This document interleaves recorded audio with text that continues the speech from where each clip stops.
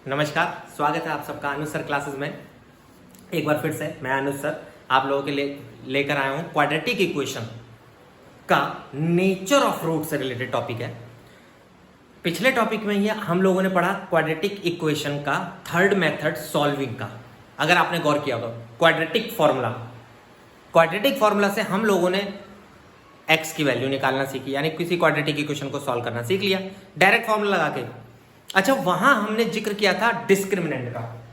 अगर आपने गौर किया हो तो मैंने वहां पर जिक्र किया था डिस्क्रिमिनेंट।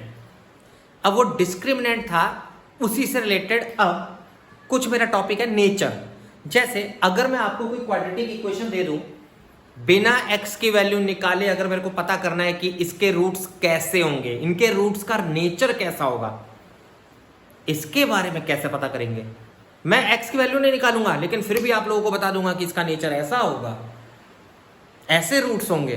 देखिए कैसे। सबसे पहले तो आप लोग क्या करोगे, डिस्क्रिमिनेंट फाइंड कर लोगे। क्यों डिस्क्रिमिनेंट फाइंड कर लोगे? क्योंकि जब डिस्क्रिमिनेंट फाइंड करोगे ना, डिस्क्रिमिनेंट जो होता है वो फॉर्मूले के मुताबिक रूट में होता है। Minus B plus minus under root B square minus 4ac upon 2a, B square minus 4ac is discriminant, यही होता है मेरा। तो जब आपने डी फाइंड करा तो 3 तरीके के आंसर आए। देखिए कैसे कैसे क्या क्या हुआ।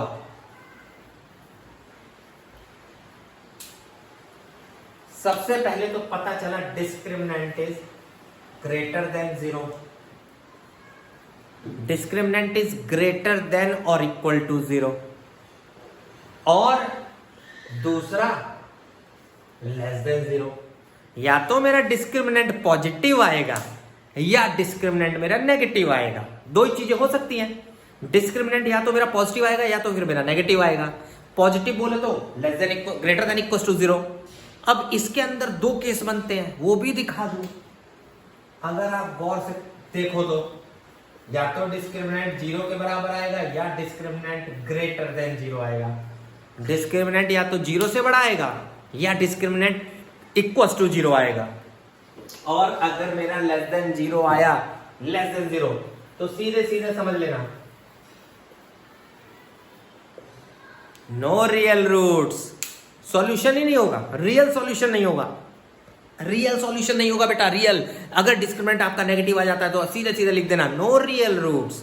लेकिन अगर मेरा डिस्क्रिमिनेंट पॉजिटिव आया, अगर पॉजिटिव आया तो क्या लिखना है ये भी बता दो। अगर पॉजिटिव आया तो लिखकर आओगे रियल रूट्स। आप लोग लिखोगे रियल रूट्स, याद रखना सब लोग रियल रूट्स लिखेंगे।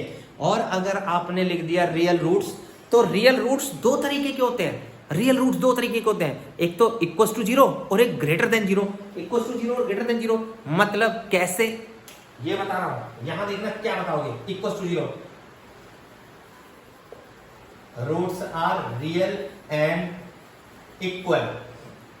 अगर डिस्क्रिमिनेंट, ध्यान से सुनिएगा, अगर डिस्क्रिमिनेंट 0 आ गया तो आपके दोनों x की वैल्यू सेम होगी। दोनों x की वैल्यू सेम होगी, 100% गारंटी। लिख लो, नोट कर लो बेटा। दूसरा, अगर ग्रेटर देन 0 आया डिस्क्रिमिनेंट, तो मैं पक्का गारंटी दे सकता हूं रूट्स आर रियल तो होंगे ही होंगे एंड डिस्टिंक्ट। इसी को हम लोग डिफरेंट भी बोलते हैं। कई जगह आपको मिल जाएगा डिस्टिंक्ट सिनोनिम है डिफरेंट। डिस्टिंक्ट का सिनोनिम है डिफरेंट, यानी 2 रूट्स मिलेंगे अलग अलग, 2 रूट्स मिलेंगे अलग अलग। ये जान लीजिएगा, ये हमारा हो गया डिस्क्रिमिनेंट के हिसाब से नेचर, कैसा इक्वेशन के रूट्स का नेचर है। कैसे आप पता कर लोगे, ध्यान से। ये है नेचर। इक्वेशन को बिना सॉल्व करे बता दूंगा, डी देखकर बता दूंगा रियल रूट्स हैं, रियल एंड डिफरेंट है, रियल एंड इक्वल है, या नो रियल रूट्स है, देखकर बता दूंगा ऐसे। चलिए फटाफट नोट कर लीजिए। कुछ एग्जाम्पल भी तो देख लिए जाएं, तभी तो समझ आएगा। मैथ्स से बेटा मैथ्स। चलिए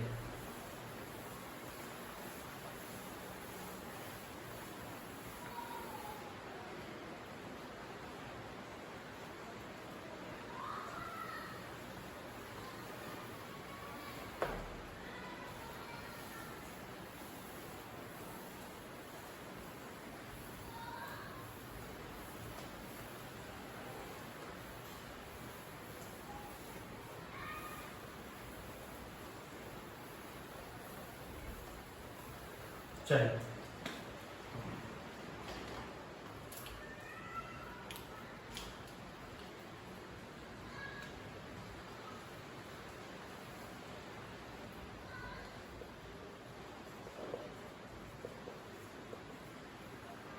ये क्वेश्चन लिखा 2x² माइनस 6x प्लस 3, पूछा है नेचर ऑफ द रूट्स, पूछा है नेचर ऑफ द रूट्स।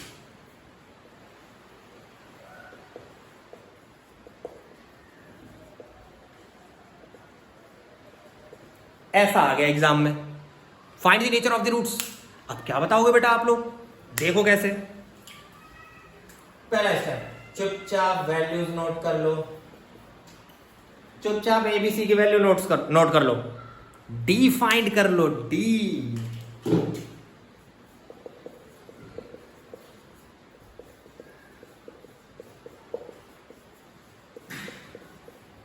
बहुत सिंपल है, डी फाइंड कर लो।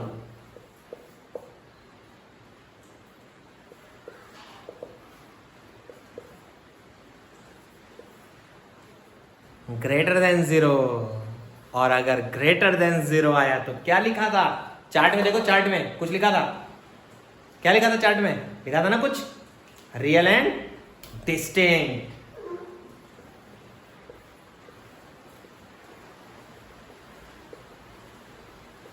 नेचर, ये रहा मेरा नेचर। मेरे से ये नहीं पूछा एक्स की वैल्यू क्या होगी, अगर पूछेगा मैं वो बता दूंगा क्वाड्रेटिक फॉर्मूला लगा के, कोई दिक्कत नहीं है। फिलहाल वो नहीं पूछा है, यही पूछा है नेचर बताइए सर, नेचर बता दिया ना नेचर। एक और एग्जांपल, एक और देखिए फिर से।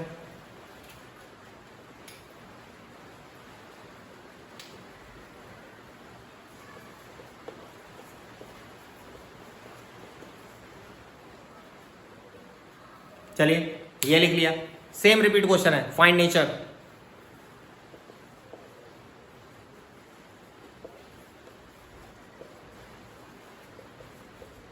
चलिए नेचर फाइंड करना है रूट्स का, फिर दोबारा वही काम। पहले एबीसी नोट कर ले रहे हैं, एबीसी नोट कर ले रहे हैं, डिस्क्रिमिनेंट फाइंड कर ले रहे हैं।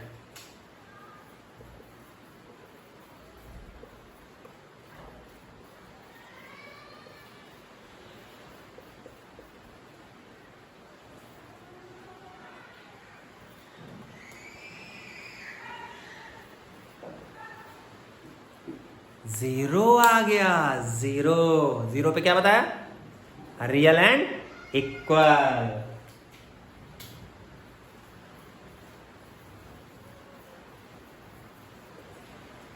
Very simple, real and equal, खत्म। देख लीजिए, नोट कर लीजिए, बहुत ध्यान से करना, बहुत ध्यान से। चलिए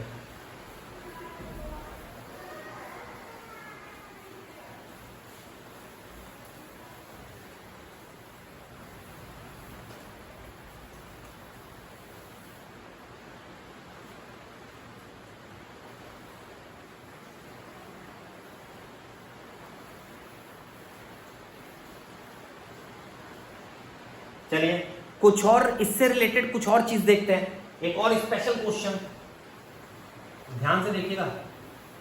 कई बार ऐसे भी पूछा गया है,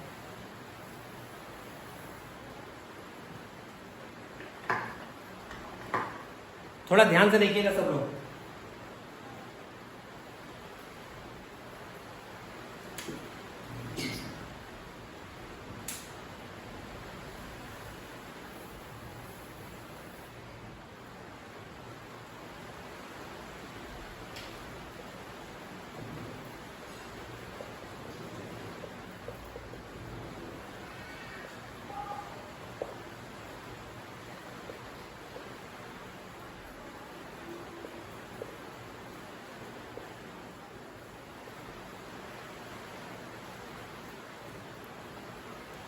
कुछ दिखा, नया है ना कुछ।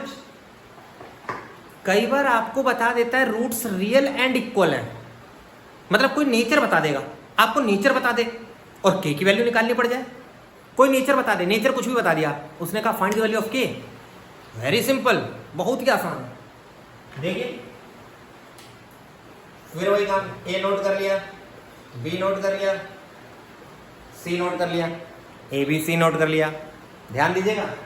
फिर उसके बाद for real and equal, for real and equal, real and equal की कंडीशन होती है डी इज इक्वल टू 0, यानी B square minus 4ac equal to 0, B square minus 4ac equal to 0, discriminant 0 होता है। जैसे डिस्क्रिमिनेंट 0 हुआ, बी की value, चलिए फटाफट बताइए बी,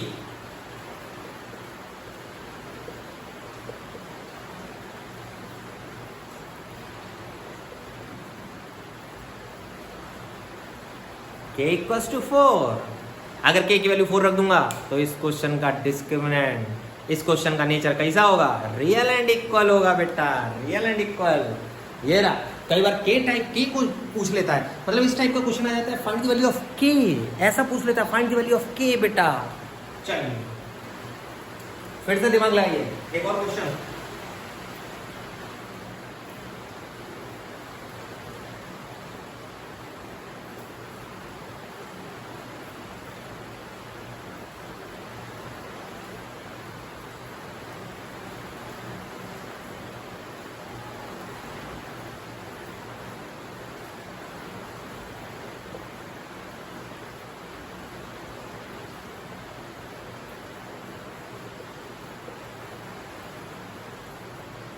चलिए ये लिख दिया मैंने क्वेश्चन। फाइंड द वैल्यू के है, कंडीशन भी वही है, रियल एंड इक्वल की कंडीशन है बेटा, रियल एंड इक्वल। चलिए देखिए सब लोग,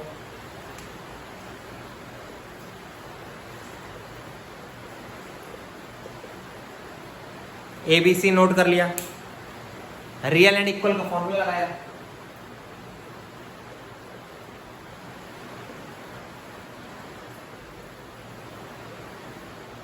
बी स्क्वायर माइनस 4ac 0 के इक्वल रख दिया। चलिए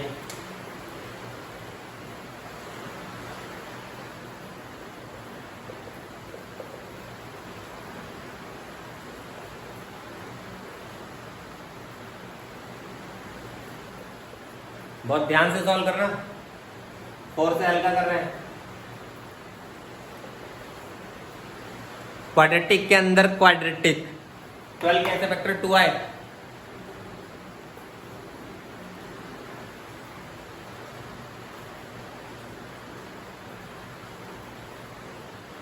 एक सेकेंड, देखो मिस्टेक हो गई,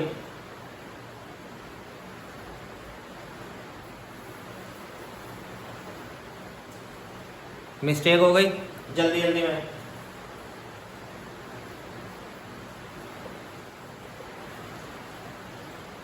में मिस्टेक हो गई, देखो सही कर दिया मैंने।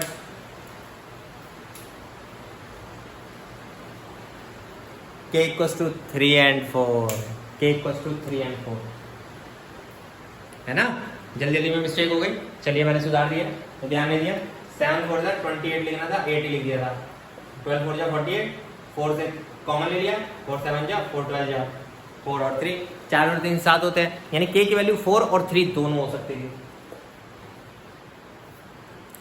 ऐसे जो भी नेचर देगा उसके हिसाब से सॉल्व कर लेंगे, जो भी नेचर देगा। चलिए अब इसके बाद मेरा अगला लेक्चर, आज के लिए बस इतना ही है।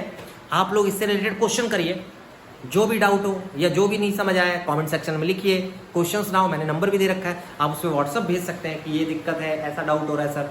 और दूसरी चीज़ सबसे इंपॉर्टेंट, अगला लेक्चर मेरा क्वेश्चंस पे होगा, क्वाड्रेटिक इक्वेशन के ये वाले जितने भी टॉपिक हैं, सॉल्यूशन से रिलेटेड तीनों पर, और ये मिक्स क्वेश्चंस होंगे, बहुत अच्छे अच्छे क्वेश्चंस लेकर आऊँगा मैं, थोड़ा ज़रूरी है क्योंकि और अच्छे अच्छे क्वेश्चंस भी हैं। तो ये चलिए आज के लिए इतना ही, धन्यवाद।